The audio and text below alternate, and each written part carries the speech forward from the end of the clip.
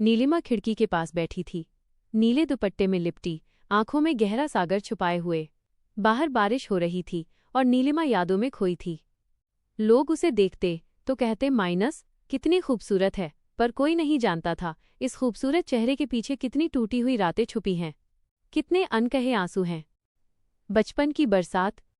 नीलिमा का बचपन पहाड़ों की वादियों में बीता था, पर वह बचपन न रहा। जब वो मात्र 10 साल की थी, उसकी माँ का साया उठ गया। माँ के जाते ही घर की रौनक गई। पिता गम गलत करने के लिए शराब के समंदर में डूब गए। घर में अब खुशियां नहीं, शराब की बदबू रहती थी। नीलिमा को अब खिलौनों की जगह बर्तन और झाड़ू थमा दिए गए। घर में खाना कम मिलता था, पर पिता का गुस्सा और मार उसे रोजाना नसीब होती थी। हर रात वह रोती थी, तकिए में मुंह छुपाकर, ताकि पड़ोसियों को पता न चले।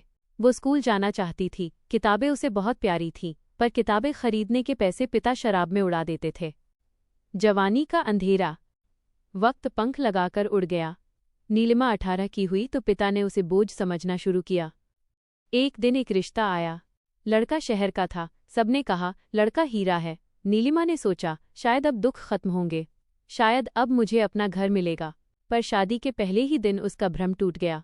उसका पति सुधीर न केवल जुआरी था, बल्कि बेहद बदमिजाज भी था। शादी के गहने उसने जुआ खेलने के लिए बेच दिए। जब नीलिमा विरोध करती तो वो उसे बेरहमी से मारता। वो अक्सर नशे में चिल्लाता, तू मेरे नसीब में पत्थर है, तू मेरे लिए बस एक बोझ है। नीलिमा का दिल छलनी हो गया। वो चुपचाप सब सहती रही, इस उम्मीद में कि शायद एक दिन सब ठीक होगा।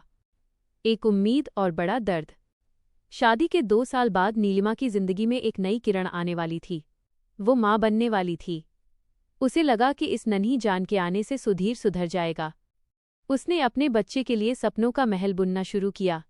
पर एक मनहूस शाम सुधीर जुए में बड़ी रकम हार गया। वो घर आया और नीलिमा से गले की चेन मांगने लगा। वह चेन नीलिमा की माँ की आखिरी निशानी थी। नीलिमा ने मना कर दिया। गुस्से में पागल सुधीर ने नीलिमा को जोर से धक्का दिया। नीलिमा सीढ़ियों से नीचे जा गिरी। उस रात चीखें भी मौन हो गईं। नीलिमा का बच्चा इस जालिम दुनिया में आने से पहले ही अपनी माँ को छोड़ गया। उस दिन नीलिमा के भीतर की आखिरी उम्मीद भी मर गई। वो आखिरी रात नीलिमा कई दिनों तक गुमसुम रही। उसे लगा अब जीने का कोई मतलब नहीं। एक रात जब पूरी दुनिया सो रही थी, वो चुपचाप घर से निकली। सामने उफनती हुई नदी थी। लहरों का शोर उसे बुला रहा था। उसने आंखें बंद की, पैर आगे बढ़ाया ही था कि पीछे से एक धीमी आवाज आई, बेटी, पानी बहुत ठंडा है। नीलिमा चौंक कर पीछे मुड़ी। वहां एक फटेहाल बूढ़ी औरत एक कोने में बैठी आग ताप रही थी। नीलिमा ने कहा, मुझे मत रोकिए माँ, मुझे मरना है। बूढ़ी माँ मुस्कुराई और बोली, भागने से दर्द खत्म नहीं होता बेटी।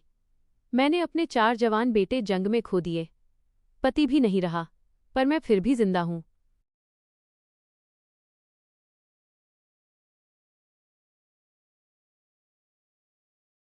क्योंकि इस गांव के अनाथ बच्चों को आज भी मेरी जरूरत है। तू मर जाएगी तो उन औरतों का क्या होगा जो तेरी ही तरह हर रात रोती हैं। नीलिमा के पैर जम गए। उसे अपनी जिंदगी का नया मकसद मिल गया, नया आगाज।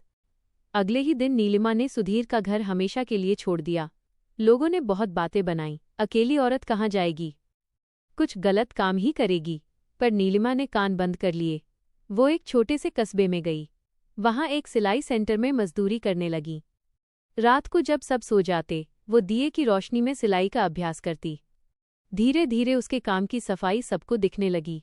उसने अपनी भूख मारकर पैसे जमा किए और एक पुरानी सिलाई मशीन खरीदी।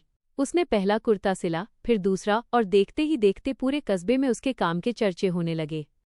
संघर्ष से साम्राज्य तक 3 साल बीत गए।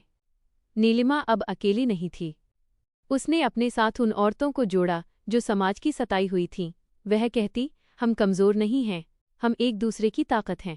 उसने एक छोटी सी बुटीक खोली जिसका नाम रखा उड़ान। आज नीलिमा के पास बड़ी बड़ी गाड़ियों में लोग आते हैं। जो लोग उसे ताने देते थे, आज अपनी बेटियों को नीलिमा जैसा बनने की सलाह देते हैं। नीलिमा अब रोती नहीं है। उसकी आंखों में अब दर्द नहीं, बल्कि एक गौरव है। वो कहती है, दर्द ने मुझे तोड़ा नहीं, बल्कि मुझे फौलाद बना दिया। जब वक्त ने पलटी मारी। एक शाम जब नीलिमा अपनी बुटीक से बाहर निकल रही थी, उसने देखा एक भिखारी दरवाजे पर बैठा कांप रहा है। उसके कपड़े फटे हुए थे, चेहरा धूल से भरा था। नीलिमा ने पास जाकर देखा, वो कोई और नहीं सुधीर था। जुआ और शराब ने उसे सड़क पर ला खड़ा किया था। सुधीर ने जैसे ही नीलिमा को देखा, वो शर्म से जमीन में गड़ गया। उसने हाथ जोड़कर कहा, मुझे माफ कर दो नीलिमा, मैंने हीरा खोकर पत्थर चुना था। नीलिमा की आंखों में न नफरत थी, न ही कोई बदला। उसने सुधीर के हाथ में गरम खाने का पैकेट दिया और कुछ पैसे थमा दिए। सुधीर ने पूछा, क्या तुम मुझसे नफरत नहीं करती? नीलिमा ने शांत भाव से कहा, मैंने तुझसे नफरत करना छोड़ दिया है, क्योंकि अब मैं खुद से बेइंतहा प्यार करना सीख चुकी हूँ। सुधीर रोता हुआ चला गया और नीलिमा अपनी नई राह पर बढ़ गई।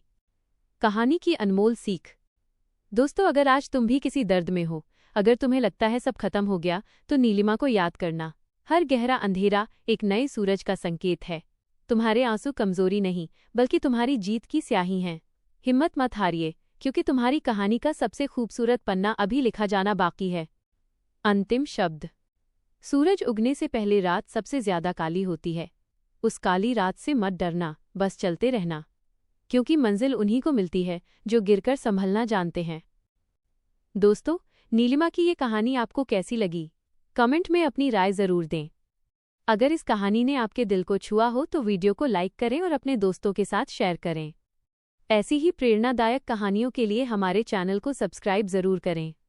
बेल आइकॉन दबाना न भूलें। मिलते हैं अगली कहानी में, तब तक खुश रहें और हिम्मत रखें। राधे राधे, श्री कृष्णा।